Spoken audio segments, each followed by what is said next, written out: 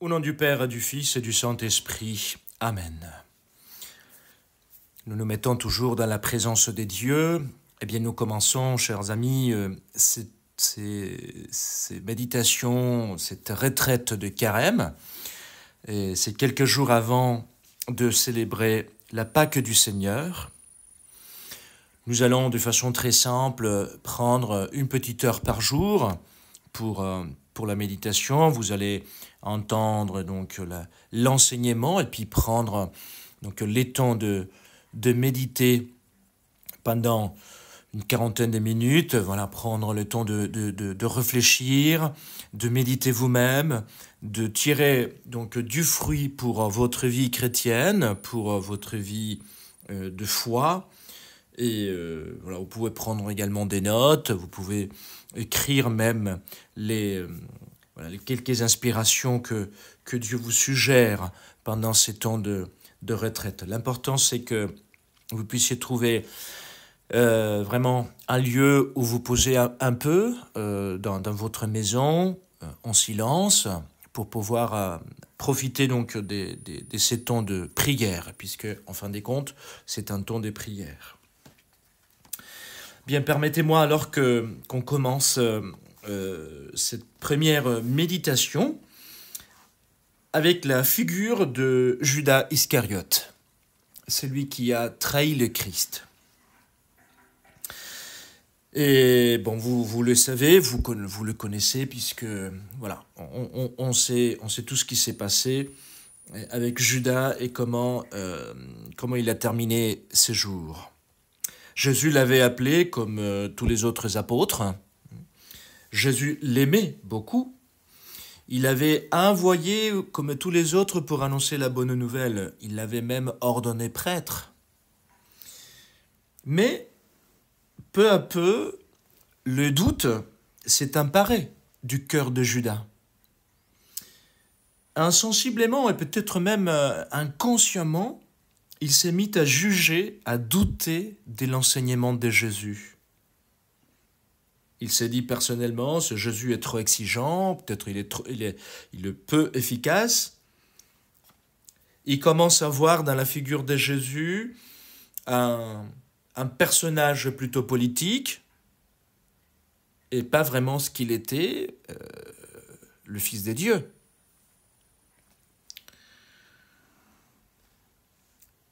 Judas a bien entendu la parole de Jésus quand il a dit « Vos pensées ne sont pas mes pensées, vos voix ne sont pas mes voix ». Rappelons ce que Jésus a dit à Pierre « Tes pensées ne sont pas celles de Dieu ». Et Judas s'est malgré tout éloigné. Il n'a plus écouté le Christ. Il ne l'a plus accompagné dans ses longues nuits de silence, des prières. Judas s'est réfugié dans les affaires du monde. Il s'est occupé plutôt des choses mondaines, enfin la bourse, le commerce. Il était chargé un peu de l'économie dans les groupes des apôtres. Il murmurait. Il continuait à suivre les Christ physiquement, mais il n'y croyait plus. Donc il était présent physiquement, mais spirituellement, il l'avait déjà abandonné. Le soir du jeudi saint, le maître Jésus lui a lavé les pieds. On peut bien penser à ces moments-là. Imaginez ces moments-là quand Judas voit que Jésus, dans un acte d'humilité, vient lui laver les pieds. Et pourtant, le cœur de Judas ne se laisse pas toucher. Il continue à murmurer intérieurement. Et, comme l'évangéliste Saint Jean le dit, les diables s'étaient déjà introduits dans le cœur de Judas.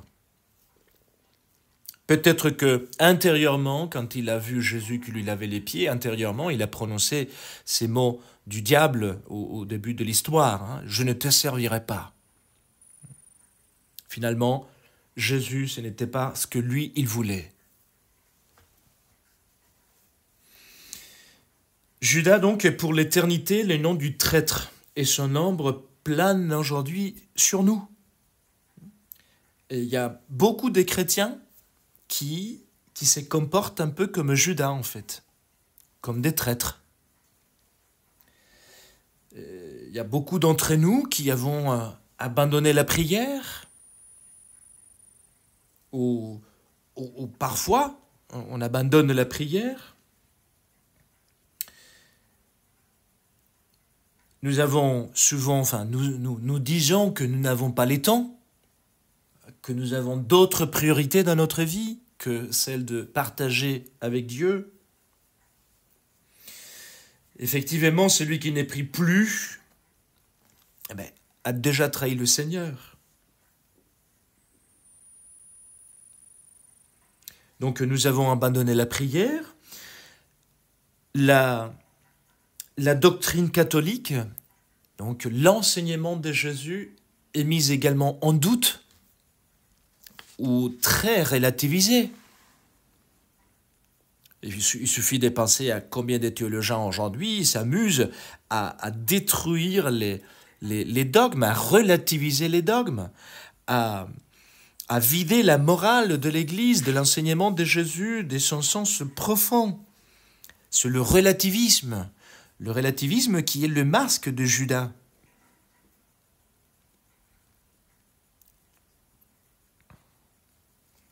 Le mystère de Judas, le mystère de la trahison, donc, est un poison subtil qui se vit encore aujourd'hui dans notre Église et malheureusement dans les cœurs de beaucoup de chrétiens. Les diables cherchent à nous faire douter de Jésus et de l'Église. Il veut que nous la regardions comme une organisation humaine en crise. Et c'est ce qui se passe aujourd'hui avec tous ces scandales un peu partout. Mais c'est ça, le démon, il veut qu'on doute de l'Église. Le diable nous pousse à la division interne. Il veut faire croire que l'Église a trahi. Mais l'Église ne trahit pas. Parce que l'Église est la continuation du corps du Christ. Et l'Église, même s'il est composé des pécheurs, que nous sommes tous, l'Église elle-même, elle est pleine de lumière, elle est sainte. Elle est sans péché, en fait. Et pour cela, il y aura toujours assez de lumière dans l'Église pour ceux qui cherchent Dieu, pour ceux qui veulent vraiment faire bien les choses. Donc ne soyons pas tentés par la haine, la division, la manipulation. L'Église souffre, et ça on peut le constater, elle est bafouée, et ses ennemis en fait sont à l'intérieur. Il y a des ennemis à l'extérieur, mais il y a aussi des ennemis à l'intérieur de l'Église. Donc il ne faut pas l'abandonner.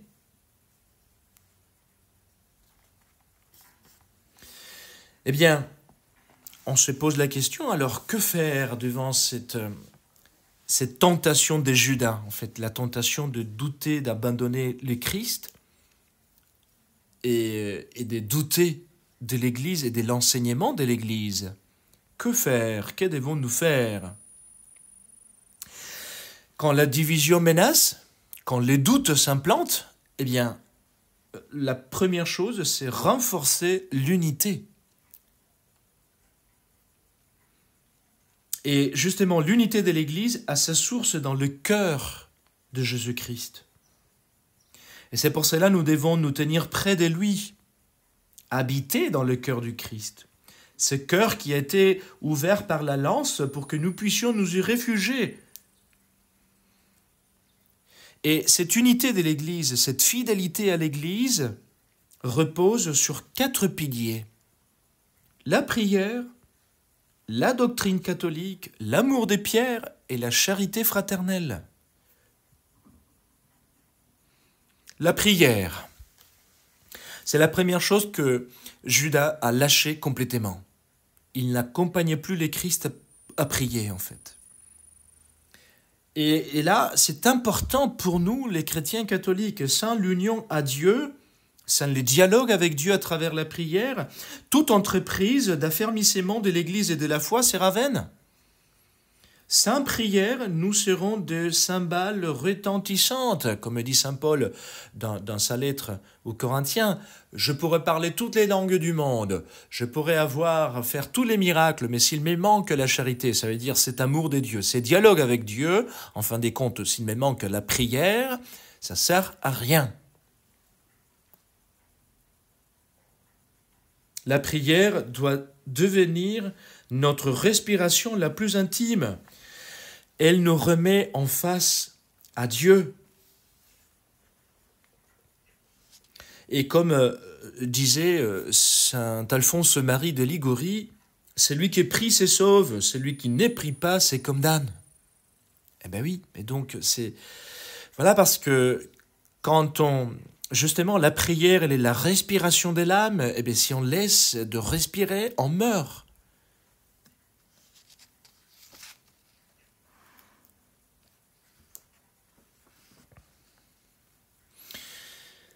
Il faut demander la grâce d'avoir une âme de prière. Il faut demander la grâce de ne rien mettre devant, on va dire, ou de donner la priorité à d'autres choses qu'à la prière.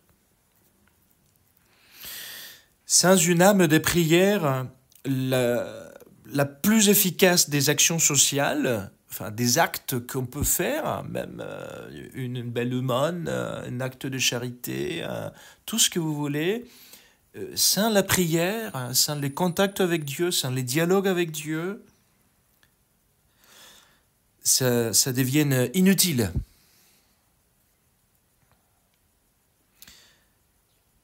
Alors attention, il ne s'agit pas de multiplier les dévotions, il ne s'agit pas non plus de prier mécaniquement. Il s'agit plutôt de nous taire et de savoir adorer. Il s'agit souvent de nous mettre à genoux.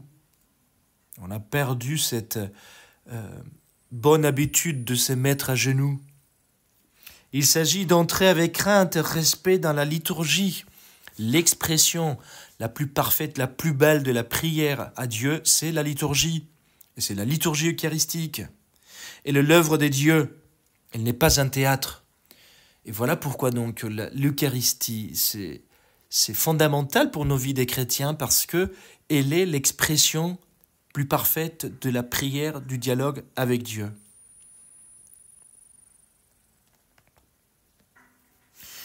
Sachons-le, si nous ne posons pas, comme dit saint Jean, notre tête contre le cœur du Christ dans ces dialogues, dans cette écoute du Christ, nous n'aurons pas la force de le suivre jusqu'à la croix. Nous n'aurons pas la force de vivre notre vie chrétienne comme il faut. Bien, le premier point, donc, la prière. Deuxième pilier important, la doctrine catholique. Nous n'avons pas à inventer, à construire l'unité de l'Église. La source de l'unité de l'Église nous précède et nous est offerte. C'est la révélation, c'est l'enseignement de l'Église. Et c'est pour ça que nous pouvons être unis, parce que nous avons un seul enseignement qui est toujours le même, depuis la fondation de l'Église jusqu'à nos jours. L'unité de la foi suppose l'unité du magistère, de l'enseignement de l'Église, dans l'espace et dans les temps. Et c'est pour cela, quand il y a toujours un nouveau enseignement, il faut toujours le lire selon toute l'histoire de l'Église. Il faut l'interpréter à la lumière de toute l'histoire de l'Église. Jamais un enseignement du pape, il peut être isolé. Ou jamais un enseignement de l'Église, on peut le couper du reste de l'enseignement de l'Église. L'Église, l'enseignement, c'est une unité dans l'espace et dans les temps. Notre unité, donc l'unité personnelle et unité communautaire également, se forgera autour de la vérité de la doctrine catholique. Il n'y a pas d'autre moyen. Vouloir gagner malheureusement la popularité médiatique, comme ils font plusieurs, au prix de la vérité, reviennent à faire justement l'œuvre de Judas, de semer la division, de douter. Mais il faut pas avoir peur. Au contraire, il faut dire comme Pierre quand Jésus pose la question aux apôtres, voulez-vous m'abandonner? Parce que justement, l'enseignement de Jésus était exigeant et donc beaucoup de ses disciples avaient dit, mais qui peut suivre cet enseignement? Et alors, Jésus dit aux apôtres, voulez-vous aussi m'abandonner? Et Pierre, il a dit très humblement, à qui irons-nous, Seigneur? Tu as les paroles de la vie éternelle. Voilà. Donc l'enseignement de l'Église, c'est ça justement. Ce sont les paroles de vie éternelle de Jésus. Bien, l'autre pilier important pour rester unis dans l'Église, c'est l'amour de Pierre. Et les successeurs de Pierre, donc le pape. Le pape est le porteur du mystère de Simon-Pierre, à qui le Christ a dit « Tu es Pierre, et sur cette pierre je bâtirai mon Église, et les portes de l'enfer ne pourront pas la détruire. » Quelle parole très consolante! Le mystère de Pierre et du pape est un mystère de foi, en fait. Et Jésus, certes, a voulu remettre les structures de l'Église sur les épaules d'un homme, mais un homme qui a une grâce particulière. Et nous savons que cet homme-là sera toujours assisté par Jésus lui-même pour tenir ferme la règle de la foi et pour enseigner toujours la vérité dans un point de vue de la foi et la morale. L'infaillibilité pontificale.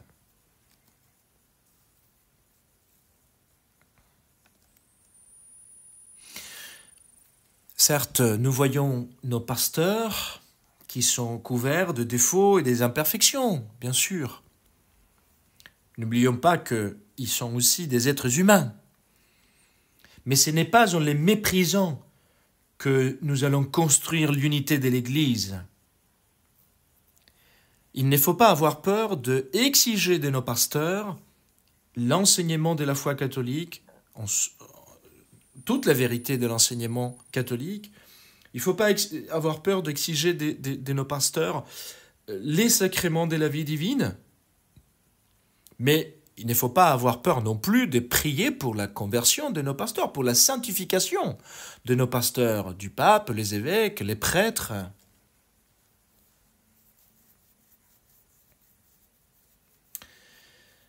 Enfin, le dernier pilier, c'est la charité fraternelle. Et oui, il est temps, surtout aujourd'hui, qu'on veut nous faire... On a vraiment un souci à l'intérieur de l'Église, le scandale, les péchés dans l'Église. Eh bien, comme je disais tout à l'heure, on veut nous faire croire, enfin le démon veut nous faire croire que l'Église est en faillite, pour ainsi dire. Eh bien, la charité fraternelle, c'est aussi un aspect important pour tenir l'unité dans l'Église, pour être fidèle à l'Église. Il est temps de renoncer à la haine, à la division, à la murmuration. Il est temps de retrouver entre nous un peu de bienveillance, de charité, de pardon.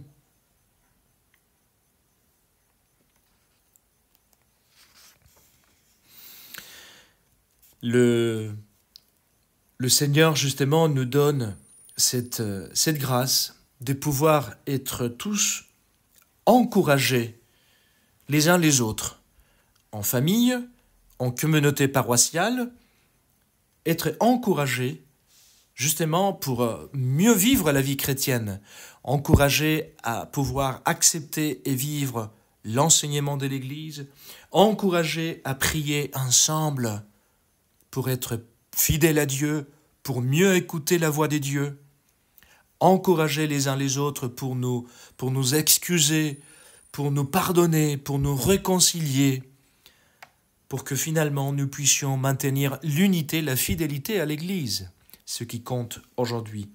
C'est comme ça que nous allons éviter l'erreur de Judas quand il s'est éloigné du Seigneur. Que Dieu lui-même alors nous concède cette grâce.